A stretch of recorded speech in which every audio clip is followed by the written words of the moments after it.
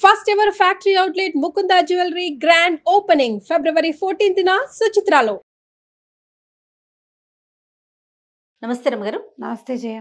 రమగారు, శివపార్వతుల కళ్యాణం, గిరిజా కళ్యాణం ఎంత విశేషమైందో కథ.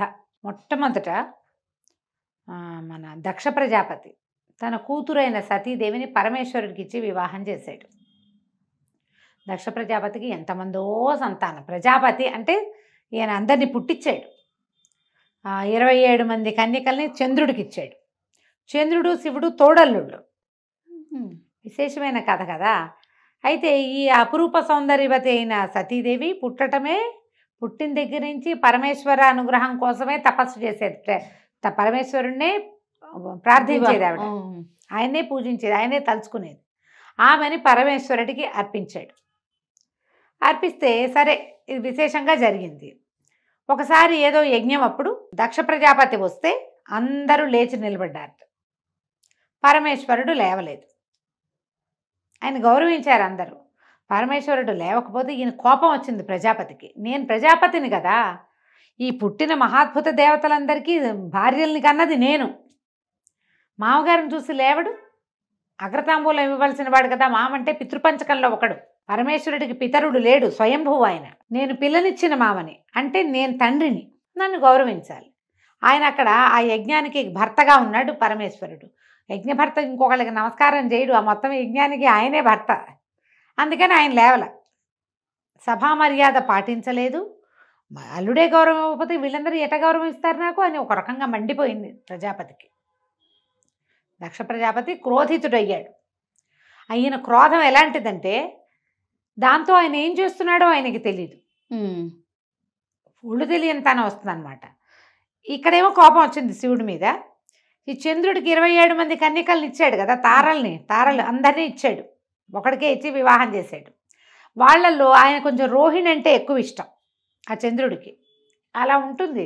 మనం రాజుల గాథల్లో కూడా చెప్పుకున్నాం. ఒక అమ్మాయి ఏదో చాలా అనురూపంగా, చాలా అనుకూలంగా, అత్యంత ప్రియతమంగా ఉండేవాళ్ళు ఉండొచ్చు. ఆయన రోహిణి పట్ల ఎక్కువ కలిసి ఉంటున్నాడని మిగిలిన వాళ్ళంతా తండ్రి దగ్గరికి వెళ్ళి చెప్పారు. ఆయన రోహిణితోటే బాగా ఉంటున్నాడు నాన్న, బాగా అంత బాగా ఉండట్లేదంటే ఆయన అల్లుడిని శపించాడు. క్షయవ్యాధి వస్తుంది నీకు, క్షీణించిపోతావని. చంద్రుడికి హెచ్చుతగ్గులు ఉన్నాయి కదా, అవి ఆయన వల్లే వచ్చాయంటారు. క్షయవ్యాధితో క్షీణించిపోయిన చంద్రుడు పరమేశ్వర అనుగ్రహం వల్ల మళ్ళీ ఆ వ్యాధిని పోగొట్టుకున్నాడు. నిజానికి రోహిణి నక్షత్రం మీద కోపంతో మిగిలిన వాళ్ళు చెప్పారు, కానీ చంద్రుడు చిత్తా నక్షత్రంతో చాలా బాగుంటాడు. చిత్రాచంద్రమసోరివ అన్నాడు కాళిదాసు. రాజుగారు భార్య ఎలా ఉన్నారంటే చిత్తా నక్షత్రంతో కూడి ఉన్నప్పుడు వాళ్ళిద్దరూ ఎలా మెరిసిపోతారట. చిత్తా నక్షత్రం వస్తే పక్కకి చంద్రుడు మెరుస్తాడు, చిత్తా మెరుస్తుంది. అలా ఉన్నారని చెప్తారు. అంత ప్రత్యేకమైన వాళ్ళిద్దరు. రోహిణి చంద్రులు అలా అత్యంత ప్రేమగా ఉండేవాళ్ళు అన్నమాట.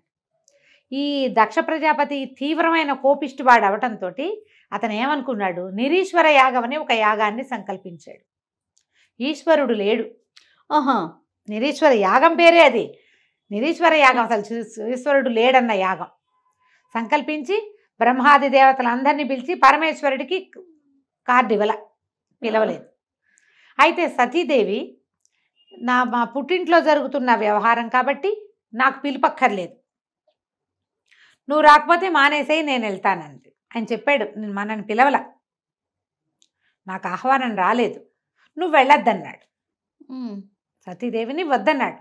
కానీ ఆవిడ చిన్నపుచ్చుకుంది. మా ఇంట్లో అవుతోంది, నా చెల్లెళ్ళు అందరూ వస్తారు, నేను కూడా వెళ్ళాలి. ఇప్పుడు మనం కూడా చేస్తాం అట్లాంటిది. ఈ దేవతల గాథలన్నీ మానవుల గాథలకి ప్రతిబింబాలన్నమాట, చూపిస్తారు. అట్లా వెళ్తే ఏమవుతుందో సతీదేవి కథే తెలియజేస్తుంది మనకి. అవమానపడతాం అనవసరంగా.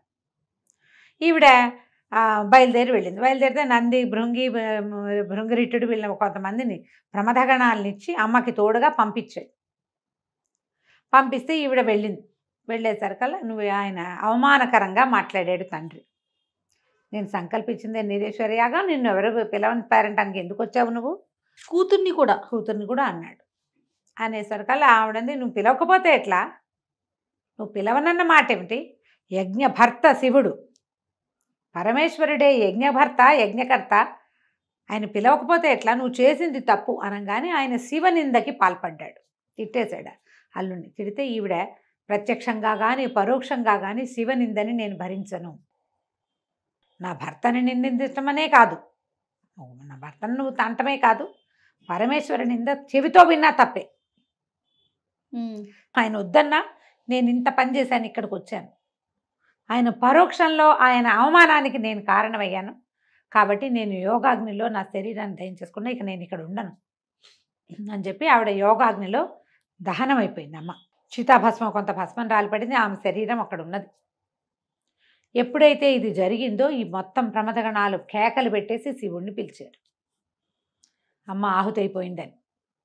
ఇక్కడికి ఉగ్ర రూపంతో పరిగెత్తుకుంటూ వచ్చాడు శివుడు. భార్యా వియోగం భరించరానిది, పరమ ప్రీతితోటి ఉండే భార్య ఆమె అవమానపడి ఇలా అయిపోయింది కాబట్టి ఉగ్రంతో, పైగా మనం పరిగెడితే మనకి ఒక రకమైన ఉద్రేకం వస్తుంది.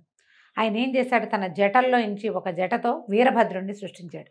ఈ దక్షాధ్వరం విధ్వంసం చేయి, ఇది నా భార్య శవాన్ని చూసినటువంటి ఈ దక్షాధ్వరం నడవకూడదు ఇంకా, అది ఒక్కటే ఆజ్ఞ. ఈ హాహా అని పెద్ద జటలతోటి బోల్డ్ అనే ఆయుధాలతోటి పరమశక్తివంతమైనది శివక్రోధమే. ఆయన కోపం నుంచి పుట్టిన వీరభద్రుడు సర్వనాశనం చేశాడు, మొత్తం దక్షయజ్ఞ వాటికని భూస్థాపితం చేశాడు. కనపడిన దేవతలను కనపడ్డట్టు రుద్రగణాలు చితకొట్టేసాయి. దక్షుడి తల నరికేశాడు వీరభద్రుడు. ఈ వీరభద్రుడే మనకి పట్టిసపు కొండ మీద అక్కడ ఆగాడని మనం ఒక కథ చెప్పుకుంటాం. రాజమండ్రి దగ్గర ఉన్న పట్టిసపు కొండ మీద అక్కడ ఆయన వీరభద్రుడు వీరభద్రావతారాన్ని విరమించి శివలింగాకృతిగా మారాడని అదొక కథ చెప్తాం. పట్టిసం ఈ ఆయన దగ్గర ఉన్న ఆయుధమే, పట్టిసాయుధమే అట్లా కొండగా మారిందంటారు. అయితే ఎప్పుడైతే ఈ వీరభద్రుడు ఇదంతా అయ్యిందో ఈ పరమేశ్వరుడు ఉగ్రంగా అయిపోయాడు. ఆవిడ కళేబరం అక్కడ ఉన్నంతసేపు ఈయన ఇలాగే ఉంటాడని విష్ణువు ఏం చేశాడంటే తన చక్రాయుధంతో ఆ శరీరాన్ని ముక్కలు చేసేసాడు. భుజం మీద వేసుకున్నాడట కళేబరాన్ని, కాలిపోయి ఉన్నదాన్ని వేసుకుని ఆయన నాట్యం చేస్తున్నాడు పరమేశ్వరుడు ఉగ్రంగా. అంటే అటు కదులుతున్నాడు అనమాట. ఆయన ఆ కదులుతున్నప్పుడుగా ఆయన ఒంటి మీద ఉన్న, ఆయన భుజాల మీద ఉన్న ఈ శవాన్ని, ఈ కళేబరాన్ని ముక్కలు చేసేస్తే 18 ముక్కలుగా మారి భూమి మీద పడిపోయినాయి. 18 చోట్ల, 52 చోట్ల పడ్డాయి అంటారు, చిన్న చిన్న ఆభరణాలు అవన్నీ కూడా. అయితే ఎప్పుడైతే ఈ కళేబరం తన మీద నుంచి వెళ్ళిపోయిందో అవతలకి, అతి ఉగ్రంగా ఉన్న పరమేశ్వరుడు కొంత శాంతపడ్డాడు. దేవగణాలందరూ ప్రార్థించి పరిపరి విధాల ఈయన్ని హిమాలయాల వైపుకి నడిపించుకుపోయారు. ఈయన కైలాసం కూడా హిమోత్పర్వత ప్రాంతంలోనే ఉంది. కైలాసానికి వెళ్ళకుండా విరాగిగా అయిపోయి ఆయన హిమాలయాల్లోకి వెళ్ళిపోయాడు. ఈ అటు ఇటు పారిపోయి కకావికలుగా అయిపోయినటువంటి దేవతలందరూ మళ్ళీ వచ్చి, బ్రహ్మదేవుడు వచ్చి ఈ మెడ నరికి ఉన్న దక్షుడికి గొర్రె తల అతికించి ఆయనతోటి ఈశ్వరుణ్ణి సంకల్పించి యజ్ఞం పూర్తి చేయించాడు. దక్షయజ్ఞవాటిక, దక్షవాటికే అంటే సర్వనాశనం అయిపోయిన దాన్ని దక్షవాటికలాగా తయారైంది అంటారు మన వాళ్ళు. ఈ సర్వనాశనం పూర్తి చేశారు. మరి యజ్ఞం పూర్తి చేయాలి, ఇది లోక సంక్షేమం కోసం చేసేవి కదా. యజ్ఞం అనగానే లోకక్షేమం కోసం మొత్తాన్ని పూర్తి చేశారు. ఈ హిమాలయాల్లోకి వెళ్ళిపోయి ఉండిపోయాడు శివుడు. ఆయన ఎప్పుడు పుట్టాడో, ఇది ఎప్పుడు జరిగిందో. అయితే ఈ మరణించి ప్రాణత్యాగం చేసిన సతీదేవి మరలా జన్మించింది. ఈసారి ఆవిడ ఎక్కడ పుట్టింది? దక్ష ప్రజాపతి నుంచి హిమోత్పర్వత ప్రాంతంలో హిమవంతుడు పరమభక్తిపరుడు, పరమసాత్వికుడు. ఆయన లాంటి సాత్వికమైన కొండ ఇంకొకటి లేదట. ఆయనకి మేనాదేవి అని భార్య ఉంది. ఆమె పేరు మేనక అంటారు, మేనాదేవి అనే రాస్తారు. ఈ మేనాదేవి కాదు కాదు ఈవిడ ఇంకో దేవజాతుల్లో ఒక ఆయన కూతురు. ఈవిడ కడుపున మామూలు సంతానంగానే జన్మించింది. పర్వతరాజపుత్రిక కాబట్టి పార్వతి, శైలపుత్రి కాబట్టి శైలజ, ఇలాంటి పేర్లతోటి పార్వతీ నామధేయంతో ఈయనకి కుమార్తెగా జన్మించింది. వీళ్ళకి తర్వాత మైనాకుడు అనే కుమారుడు కూడా కలిగాడు. ఆయన ఇంకో కొండ. ఈ మైనాకుడు మనకి శ్రీమద్ రామాయణంలో కనపడతాడు, సుందరకాండలో. మళ్ళీ చెప్పుకుందాం. ఓకే. ఈ జన్మించిన పుత్రికకి పిల్ల కొంచెం పెద్దదైంది. కొంచెం 9 ఏళ్ళు వచ్చాక ఆయన ఏం చేశాడు, పిల్ల చాలా బుద్ధిమంతురాలు, సాత్వికురాలు, కొంచెం పూజా విధానం అది ఆసక్తి కలిగింది. అయితే ఈయన పరమేశ్వరుడు తన పర్వత సానువుల్లో ఒక చోట తపస్సు చేసుకున్నాడు. పిల్లకి అంత వ్యక్తత వచ్చింది, ఊహ పద్ధతి అన్నీ తెలిసాక పరమేశ్వరుడి సేవకి నియోగించాడు హిమవంతుడు. ఈ పార్వతిని. మరి భగవంతుడు ఇక్కడ ఉన్నాడు, ఆయన సేవించాలి కదా. పిల్ల రోజు వెళ్ళేది. ఆ పరంజ్యోతిగా కనపడుతున్న ఆయన స్వరూపం పట్ల ప్రేమ పెంచుకుంది ఈ చిన్నపిల్ల. ఆయన చూస్తూ ఉంటే మనకు ఆసక్తి కలుగుతుంది కదా. అయితే ఇంతలో ఏమైంది, అప్పట్లో తారకాసురుడు అని ఒక రాక్షసుడు. ఆ తారకాసురుడికి పరమేశ్వర భక్తి విపరీతంగా ఉంది. వాడు ఏం చేశాడు, పరమేశ్వరుడి కోసం తపస్సు చేసి ఈశ్వరుణ్ణి స్వాధీనం చేసుకుని నువ్వు నాతో ఉండు అని అడిగితే ఆయన తన ఆత్మలింగాన్ని ఇతనికి ఇచ్చారు, తారకుడికి. ఇస్తే ఆ తారకుడు ఆ లింగాన్ని తన మెడలో ధరించాడు. ఎప్పుడైతే ఈ అమృతలింగం అతని దగ్గర చేరిందో ఇక వాడి శక్తికి పట్టపగ్గాలే పని. శివుడు ఆయన తపస్సులో ఆయన ఉన్నాడు, ఆయనకి వీడితో సంబంధం లేదు. తారకాసురుడికి ఏం చేస్తే అనిపించింది, పరమేశ్వరుడు ముక్తి ప్రదాత, మనకు ఆరాధ్య దైవం. కానీ మహావిష్ణువు అలా లేడు, అతను రాక్షసాంతకుడైన హరి, ఆ రాక్షసాంతకుడు. కాబట్టి తమ జాతిని అంతం చేస్తున్న విష్ణువుని పట్టి పల్లార్చాలని పుట్టింది తారకాసురుడికి. విష్ణువుని ఎంతసేపు కొలిచేవాళ్ళు ఎవరు, దేవతలు. ముందు దేవతల సంగతి చూద్దామని దేవతల పీఠమనచడానికి ఆయన బయలుదేరాడు ఈ తారకాసురుడు. అయితే ఈ తారకాసురుడికి ఎవరి వల్ల ఇది ఉంది, మరణం ఉంది అంటే వాడు ఎవ్వరి వల్ల మరణం లేకుండా ఒక వరాన్ని పొందాడు బ్రహ్మ దగ్గర. కానీ మరణం తథ్యం కాబట్టి ఒక వేరే వరాంతరాన్ని ఇంకోటి అని కోరుకోమంటే సరే శివ సంతానంతో నాకు మరణం, పరమేశ్వరుడి సంతానంతో నాకు మరణం తప్పిస్తే ఇంకెవ్వరి వల్ల మరణం లేకుండా వరం పొందాడు వాడు. పరమేశ్వరుడు ఎప్పుడు విరాగిగా ఉన్నాడు, ఆయనకి సంతానం లేదు. ముందు సతీదేవి ఉండగాను లేదు, ఆవిడ వెళ్ళిపోయి ఎంతకాలం అయిందో ఇప్పుడు కూడా లేదు, ఆయన విరాగి అయిపోయాడు. ఆయన మళ్ళీ సంసారంలోకి దిగి సంతానాన్ని కంటాడన్న ఆశ అయితే లేదు. ఇక ఎవరి వల్ల చావులేని ఈ తారకాసురుడు విజృంభించాడు. ఇప్పుడు తారకాసుర సంహారం ఎలా జరుగుతుంది అనేది వీళ్ళంతా ఆలోచించి విష్ణువుని ముందు పిలిచారట, బాబు ఈయన సంగతి చూడనాయన అని. విష్ణువు యుద్ధానికి వచ్చి కూడా వీడిని నేను చంపలేను, ప్రచండమైన రుద్రతేజస్సుతోటి ఉన్నాడు వీడు. ఇప్పుడు వీడి మీద బాణం వేస్తే శివుడి మీద వేసినట్టే. శివుడు వీడితో ఉన్నంతకాలం నేనేం చేయలేను, శివుడిని దూరం చెయ్యాలి ఒకటి. రెండోది వీడి వరం, బ్రహ్మదేవుడు ఇచ్చిన వరం ఏంటి, శివ సంతానమే ఇతన్ని చంపగలదు, శివతేజం మాత్రమే చంపుతుంది. శివతేజము అంటే ఆయన వల్ల పుట్టిన సంతానం. దానికోసం ఏదైనా ప్రయత్నం చేసుకుంటారా బాబు, వాడి దారిని వాడిని వదిలేయండి అని ఈయన దారిని ఈయన వైకుంఠానికి వెళ్ళిపోయాడు. ఇక దేవతలు చేతులు పిసుకుంటూ ఆలోచించుకున్నారు ఏం చేయాలి, ఎట్లా పరమేశ్వరుని ఇందులోకి దింపాలి. ఈ సందట్లో వాళ్ళకి ఏం తెలిసింది, పర్వతరాజపుత్రిక అయిన పార్వతి నిత్యము సేవిస్తుంది. ఈ పార్వతి ఎవరు అనగానే ఆమెను చూసేసరికి ఆమెలో ఉమా చైతన్యం కనపడుతోంది, భగవత్ చైతన్యం. పాపగా లేదు, చిన్నపిల్ల కాదు, ఏదో ఉన్నది ఈమెలో. అప్పుడు మళ్ళీ పరిగెత్తారు బ్రహ్మదేవుడి దగ్గరికి. ఆ అమ్మాయిని చూస్తే మనకు సతీదేవిని చూసినట్టు అనిపిస్తుంది. అప్పుడు ఆయన చెప్పాడనమాట, సతీదేవి ఇక్కడ జన్మించింది, ఇంకా సమయం రాలేదు, సమయం వచ్చే వరకు వేచుంటారా, సమయాన్ని తెప్పిస్తారో ఆలోచించుకోండి. దేవతలు బాగా ఆలోచించి మన్మథుని పిలిచి, ఓ నాయన నువ్వు వచ్చి ఈ పరమేశ్వరుడి తపస్సు భగ్నం చేయి. ఆయన నిరంతరము తపస్సులోనే ఉంటున్నాడు. కళ్ళు తెరిచి చూస్తే ఈ ఉమా చైతన్యం కనపడుతున్న, ఈ శక్తి చైతన్యం కనపడుతున్న ఈ అమ్మాయిని కనుక ఆయన చూస్తే ఆయన ఆకర్షితుడవుతాడు. చూడటల్లా అసలు ఆయన కళ్ళు మూసుకునే ఉంటాడు. పిల్ల వస్తుంది, పువ్వులు దండేస్తుంది, పువ్వులు పెడుతుంది, పళ్ళు పెడుతుంది. ఆ పిల్ల అక్కడే పరిచర్య చేస్తూ అవి ఇవి సవరిస్తూ తుడుస్తూ ఉంటుంది. ఆయన కళ్ళు తెరిచి చూడ్డు. అమ్మాయి వెళ్ళిపోతుంది, ఈయన లేచి తన వ్యవహారం చూసి మళ్ళీ కూర్చుంటాడు. మళ్ళీ సాయంత్రం వస్తుంది, మళ్ళీ ఈయన కూర్చుంటాడు. పరమేశ్వరుడు కళ్ళు తెరిచి చూడాలి, అది అక్కడ మన పార్వతీదేవి అక్కడ ఉన్నప్పుడే జరగాలి. ఆయన కళ్ళు తెరిపించు అనగానే వచ్చాడు. ఈ హిమాలయాల్లో పువ్వులు అవి పూసే చెట్లు ఎక్కడో ఉంటాయి. పరమేశ్వరుడు ఉన్న చోట మంచు తప్పిస్తే ఏమీ లేదు.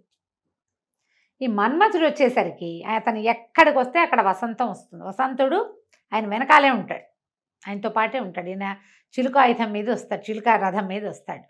భార్య భర్త ఇద్దరు ఉత్సాహంగా వచ్చారు. వసంతుడు వచ్చాడు, మొత్తం చుట్టుపక్కల ఉన్న మొక్కలన్నీ చిగురు చేసినాయి, బాగా కళకళలాడుతుంది. చల్లని గాలి, సుగంధభరితమైన గాలి వస్తుంది.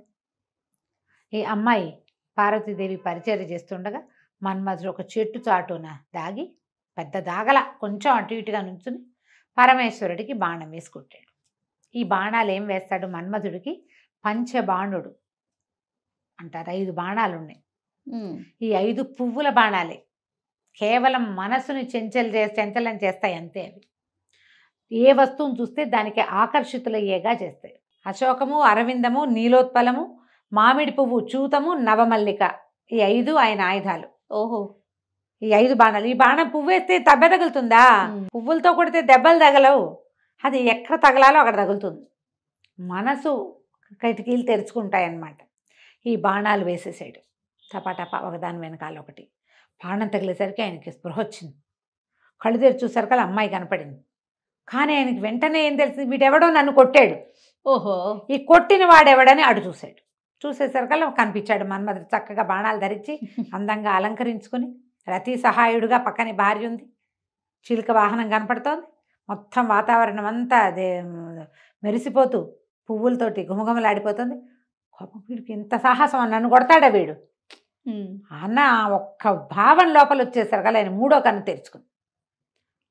మామూలు నేత్రాల్లోంచి అగ్ని వర్షించడు, తృతీయ నేత్రంలోంచి అగ్ని, అది అగ్నినేత్రం, 3వ నేత్రం. ఎప్పుడైతే ఈ కన్ను తెరుచుకుందో కంట్లో నుంచి ఇట్లా మంట వచ్చేసి ఆ రావటం ఆ 3వ కంటి మంటకి ఈ మన్మధుడు భగ భగ భగ మండిపోయాడు. హర శివ శివ అన్నాడు.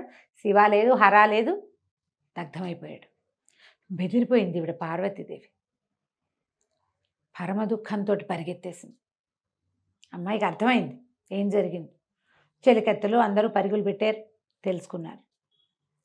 ఎప్పుడైతే ఈ కంటి మంటతోటి ఆ మన్మధుడిని కాల్చేశాడో పరమేశ్వరుడు రిగ్గున లేచి వెళ్ళిపోయాడు అక్కడి నుంచి. ఆయన వెళ్ళిపోయాడు. ఈవిడ బిత్తరమొహంతోటి నుంచుంది. పార్వతి అవి తెలియలా, చిన్నతనం కూడా కదా, ఏం జరుగుతుందో అర్థం కాలేదు. ఆయన తన వైపు చూసింది, తెలిసింది. ఒకళ్ళొకళ్ళు చూసుకున్నారు వీళ్ళిద్దరు. ఏం చేయాలో తెలియలేదు. దుఃఖంతో ఈవిడ ఇంటికి వచ్చింది. పరమేశ్వరుడు వెళ్ళిపోయాడు అని.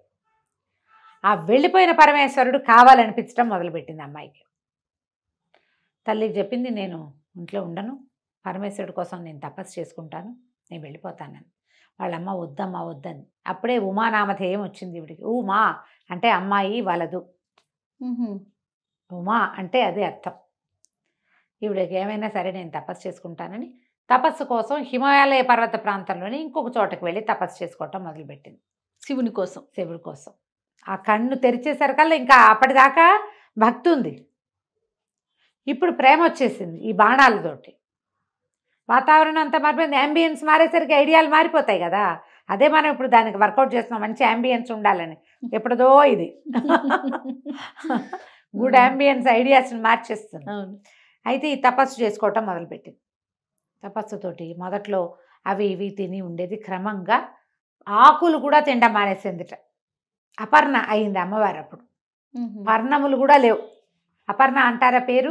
ఆ అపర్ణ ఏమిటంటే ఇలా తపస్సి సమాధిలో ఉన్నటువంటి పార్వతీదేవి ఆకులు కూడా తినడం మానేశాక అపర్ణగా మారిపోయింది. అయితే ఈ 4 పక్కల అగ్నుల్లో మధ్యలో నిలబడి అలా శివుడి కోసమే ప్రార్థన చేస్తూ ఉండేదట. తల్లిదండ్రి చాలా గజగజలాడిపోయారు, ఏం చేయాలో తెలీదు. కానీ శివుడికి ఈ వార్త అందటం మొదలుపెట్టింది. ఈయన కళ్ళు తెరిచి చూశాడు, అమ్మాయి మీద మనసు లగ్నమైంది. ఈ అమ్మాయి ఎవరు ఏమిటి వచ్చినాయి ప్రశ్నలు. మెల్లిగా నారదుడు, విష్ణువు వీళ్ళ మాటలతోటి ఆయన ఈ అమ్మాయి మీద మనసు లగ్నమైంది ఆయనకి, పార్వతీదేవి మీద. తర్వాత కొద్ది రోజులు గడిచాక ఈవిడ తపస్సు చేసుకోవటానికి ఒక కుటీరం అది నిర్మించుకుంది. ఒకళ్ళిద్దరు చిలుకత్తలు ఉండేవాళ్ళు సహాయకులుగా. ఒకనాడు ఈవిడ ఉండగా ఇక్కడికి ఒక ఆయన వచ్చాడు. ఈ వచ్చిన వాడెవడు, ఒక ఇది మౌంజి అంటే ఏమంటారు దాన్ని, ఒక లేడి చర్మాన్ని చుట్టు చంకలో పెట్టుకుని దర్భలు కమండలాలు అవి పట్టుకుని జుట్టు ముడేసుకుని ఉన్న ఒక యువకుడు, యతి లాంటి వాడు వచ్చాడు. అపర్ణ జటిలం పేరుతోటి పుస్తకంలో ఇంటర్మీడియట్లో పాఠం కూడా ఉండేది. వచ్చి ఈవిడ అమ్మాయి నువ్వు ఎవరి కోసం తపస్సు చేస్తున్నావు ఏమిటి అని కనుక్కున్నాడు. పరమేశ్వరుడి కోసం చేస్తున్నానని చెప్పింది. చెప్పేసరికి ఆయన అన్నాడు, ఆయన నీకు మ్యాచింగ్ ఎక్కడ కుదురుతుంది? ఆయన బూడిద పూసుకుంటాడు, శ్మశానాల్లో ఉంటాడు, రక్తమోడుతున్నటువంటి ఏనుగు చర్మం కట్టుకుంటాడు, పులులు వీటిని మన పాముల్ని ధరిస్తాడు. మీ పొద్దున నీ పెళ్ళైతే, అతనితో నీ పెళ్ళైతే నువ్వు తెల్లటి దుకులం ఒక తెల్లటి వస్త్రం కట్టుకుంటావు, బంగారపు రంగు హంసలు అంచున్న పట్టుచీర కట్టుకుంటావు, ఆయనేమో నెత్తురోడుతున్న గజాజీనం కట్టుకుంటాడు. మీ ఇద్దరికి మ్యాచింగ్ ఎట్లా కుదురుతుంది? నువ్వు ఇట్లా హిమాలయాల్లో చక్కటి పర్వత ప్రాంతాల్లో ఉన్నావు, ఆయనేమో శ్మశానాల్లో ఉంటాడు. నీకు ఇన్ని నగలు నాణ్యాలు బంగారం బోళ్ళంతుంది. మీ తండ్రి రత్నాకరుడు, వజ్రాలు వైఢూర్యాలు ఆయనలోనే పుడతాయి, ముత్యాలు పుట్టే వంశం మీది, ఆయనేమో కపాలలేసు తిరుగుతాడు అని ఎంత కవ్విస్తాడో ఆవిడ్ని. అతనితో ఇట్లా వివాహం కోసం ఏమిటి? నువ్వు వివాహం చేసుకోవాలంటే ఎంతమంది లేరు, ఈయన చేసుకోవటం ఏమిటి? అమ్మనేడు నాన్నలేడు, ఎవరు లేరు ఆయనకి. దిగంబరుడు, దిక్కులే అంబరాలుగా కలిగినవాడు, ఎవరు లేరు. దిగంబరుడు అంటే వస్త్రాలు లేనివాడని కాదు, ఎల్లలు లేనివాడు. పైగా ఏమో ఆయన వెనకాల తిరిగే వాళ్ళంతా విచిత్ర వేషధారులు, ఒక నంది, ఓ భృంగి, ఓ శృంగి, వీళ్ళంతా ఏమిటో రకరకాల వాళ్ళు, వీళ్ళంతా పెళ్ళికి తరలిస్తే మీ వాళ్ళు హడిలిపోతారు అని బాగా ఎక్కిరిస్తాడు. ఎక్కిరిస్తే ఈవిడే నువ్వేం మాట్లాడినా సరే శివుడే కావాలి, శివ నింద చేయటం ఎంత తప్పు, వినడం అంత తప్పు, వెళ్ళిపో నువ్వని చెలికత్తని పిలుస్తుంది. ఈయన్ని పంపించేసేయను. ఆయన పంపించేయమంటే ఆయన లేచి నిలబడి పరమేశ్వరుడిగా ఈ అమ్మాయికి కనపడతాడు. శివ కళ్యాణం ఎంత రొమాంటిక్గా జరిగిందో చూడు. అదే కదా. కనిపించి ఆమెని ప్రాణిగ్రహణం చేస్తాడు. తర్వాత వివాహం చేసుకున్నారు వీళ్ళు. వివాహం చేసుకోవడానికి హిమవంతుడితో మాట్లాడటానికి సప్త ఋషులు వచ్చి పరమేశ్వరుడికి నీ కూతుర్నిచ్చి వివాహం చేయమని సాంగంగా అడిగి వివాహం చేశారు. ఆ వివాహానికి మొత్తం అందరూ వెళ్ళారట, 3,000,000 దేవతలు వివాహానికి వెళ్ళారు. వీరికి వివాహం జరిగిన తర్వాత ఈ వివాహానికి పెళ్లివాళ్ళు ఆడపెళ్లి వాళ్ళంతా స్వాగతం చెప్పడానికి వస్తే ఈయన వెనకాల ఈయనేమో కపాలాలు అవి ధరించి పెద్దగా ఇంత జుట్టు జటలతోటి ఒక ముసలి ఎద్దునెక్కి మహాద్భుతమైన ఆకారంతో త్రిశూలము, మన్నిండా పాములు, ఒంటి నిండా పాములతోటి ఈ వచ్చి చుట్టూతా ఉన్న ప్రమథగణాలన్నీ ఇవన్నీ రాక్షస పిశాచగణాలు కదా. ఆయన ఏముంటాడు? భూతనాథుడు. ఆయన శ్మశానంలో ఉండేవాడు. అక్కడ ఏముంటాయి? బేతాళ పిశాచాదులు బోల్డన్ని ఉంటాయి. అందరూ హడిలిపోయారు. అందరూ దేవతలే అట్లా కనపడతారు. నువ్వు ఎలా చూస్తే అట్లా కనిపిస్తారు. బాబోయ్ అనుకుంటే బాబోయ్గా ఉంటుంది, పర్వాలేదు అనుకుంటే పర్వాలేదు. మేనాదేవి పరమ దుఃఖంతో అయ్యో పిల్లకి ఇలాంటి కష్టం వచ్చిందే, ఇట్లాంటి వాడికి ఇచ్చి పెళ్లి చేస్తున్నాం ఏమిటి మనం, ఈ పెళ్లి లేకపోయినా పర్వాలేదని ఆవిడ 7 శోకాలు పెట్టి అలా జరిగిందని చెప్తారు. బోల్డంత సరదాగా పెళ్లి చేసుకున్నాడు ఆయన. పార్వతీదేవి, లక్ష్మీదేవి, సరస్వతీదేవి అందరూ వచ్చి దగ్గరుండి పరమేశ్వరుడిని పెళ్లి కొడుకుని చేసి ఆయనకి ఈవిడితోటి సతీదేవి యొక్క స్వరూపమైన ఉమాదేవితోటి వివాహం చేశారు. గిరిజా కళ్యాణం అత్యంత విశేషమైన గాథ. మనకి బ్రహ్మదేవుడి పెళ్లి, విష్ణుమూర్తి పెళ్లిలో ఈ సరదా కనపడదు. వెంకటేశ్వర స్వామి వివాహంలో కొంచెం కనిపిస్తుంది, మళ్ళీ శ్రీకృష్ణుడు రాముల వారి వివాహాల్లో కూడా కనిపిస్తుంది. కానీ మహావిష్ణువు వివాహం సింపుల్గానే కనిపిస్తుంది. లక్ష్మీదేవి వచ్చింది, విష్ణువుని చేరుకుంది అని చెప్తారు. ఎందుకంటే విశేషమైన గాథగా కనపడదు. వివాహం అయిన తర్వాత వీరిద్దరికీ సంతానంగానే షణ్ముఖుడు జన్మించాడు. కానీ శివతేజం, శివపార్వతులు ఇద్దరు, ఆమె శక్తి, ఇతను శివుడు, వీళ్ళ వల్ల కలిగే సంతానం చాలా ప్రచండమైనది అవుతుందని పార్వతీదేవి గర్భంలో ఆ శిశువుని పడనివ్వకుండా చేశారు దేవతలు. శివవీర్యం ఆమెలోకి ప్రవేశించనివ్వల, వద్దన్నారు. అనేసరికి నా వల్ల కదిలిన శివవీర్యాన్ని నేను భరించాల్సింది పోయి మీరందరూ తీసుకున్నారు కాబట్టి భూదేవికేమో నీకు అందరూ మొగుళ్ళే, ఒక్క పుత్రుడి వల్ల కూడా నీకు సంతోషం కలగదు, కుమారుల వల్ల సంతోషం నాకు నేను ఏది పోగొట్టుకున్నానో అది నువ్వు కూడా పోగొట్టుకుంటావని భూదేవిని శపించింది. గంగాదేవిని శపించింది, అగ్నిని శపించింది, దేవతలందరికీ మీ భార్యల నుంచి మీకు సంతానం కలగదు పోండి అని శపించింది. ఒకటి జరగలేదు కాబట్టి తర్వాత ఆమె వల్ల కదిలిన వీర్యాన్ని ముందు అగ్ని, తర్వాత గంగానది, భూదేవి, అగ్ని, గంగానది, తర్వాత శరవణము ఇందరూ భరించి అప్పుడు స్కందజననం జరిగింది. స్కందజనన గాథ కూడా చదవడానికి చాలా మంచిది. అతి స్కందోత్పత్తి చదివితే కనుక పుత్ర సంతానం కలుగుతుందని చెప్తారు. స్కందుడు జన్మించాక ఆయనని దేవతలకి దేవసేనాధిపతిగా చేశారు. అప్పుడు ఈ తారకాసుర సంహారం జరిగింది. తారకుడితో ఎన్నిసార్లు యుద్ధం చేసినా తారకుడు చావల. అప్పుడు పరమేశ్వరుడే చెప్పాట, అతని మెడలో అమృతలింగం, ఆత్మలింగం ఉంది, దాన్ని కొడితేనే భగ్నం చేస్తేనే వీడు మరణిస్తాడు అని. దాన్ని కొట్టడం వల్ల అతను మరణించాడు. శివ యొక్క సంతానమే కార్తికేయుడు అని చెప్తారు. ఈ గిరిజా కళ్యాణ గాథ చెప్పినా విన్నా కూడా చాలా విశేషమైన ఫలితం లభిస్తుంది.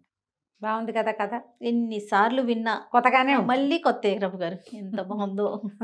నమస్తే అండి. నమస్తే చెయ్య.